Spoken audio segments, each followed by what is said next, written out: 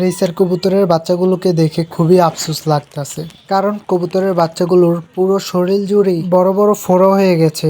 এখন যদি বাচ্চাগুলোকে ভালো করে ট্রিটমেন্ট না করা হয় তাহলে বাচ্চাগুলোর খুব খারাপ অবস্থা হয়ে যাবে।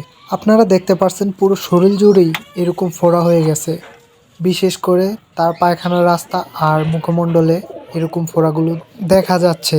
তাই আমি দেরি না করি বাজার থেকে এক পাতা ট্যাবলেট নিয়ে আসলাম।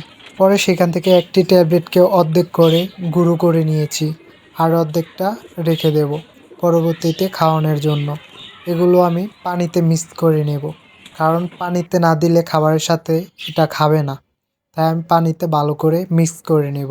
এখন অনেকেই বলতে পারেন, আপনি অর্ধেক ট্যাবলেট নিয়েছেন কেন, পুরাটা নেননি কেন? কারণ আমি 10 থেকে 12টা কবুতরের খাবারের পানির সাথে মিক্স করে দেব।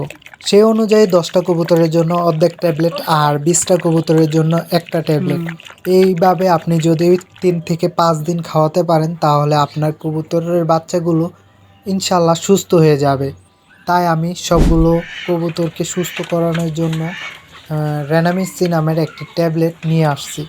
এই ট্যাবলেটটি দিয়েই সবসময়ই আমি কবুতরের গোটা বা যে ফোড়াগুলো হয় বা বিভিন্ন পাতলা পায়খানা হয় সেগুলোর জন্য এটা খুবই কার্যকর।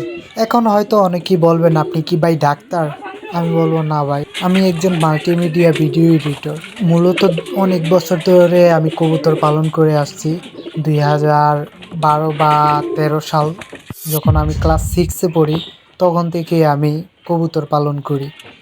সেই থেকে আজ পর্যন্ত আমি কবুতরগুলো ধরে রেখেছি। দেখেন, পানিতে মিক্স করে দেওয়ার কারণে পানিটা খাওয়ার সাথে সাথেই যখন কবুতরগুলো বাচ্চাগুলোকে খাওয়াতে যাবে তখন ঠিক পানির সাথে সাথেই ওষুধটাও সেম ওদের শরীরে প্রবেশ করবে। বাচ্চা দুইটা মূলত একটি নর রেসার এবং দেশি বড় মাদির সাথে ক্রসে বিট দুইটা বাচ্চা হয়েছে রেসারেরই। দেখতে পুরো রেসারের মতোই। অনেকেই বলবেন হয়তো, আপনি রেসারের সাথে দেশি কেন ক্রসবিট করলেন?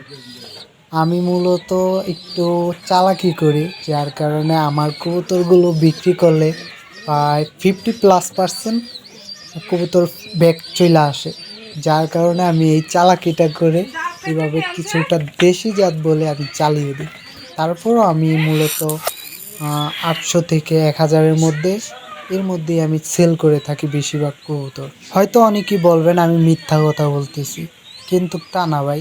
আমি এক সময় কবুতর সেল করতে গেলে আমার কবুতর কেউ কিনতে চাইতো না, কারণ সবাই জানতো যে আমার কবুতরটা বাড়িতে চলে যাবে।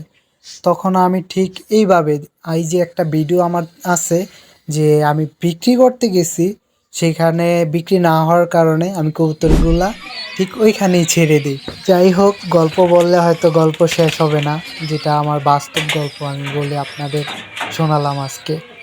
যারা রেনামেসি ট্যাবলেটটাকে চিনে থাকেন তারা এই ট্যাবলেটটি নিয়ে আসবেন বাজার থেকে কিনে, অনেক উপকৃত হবেন।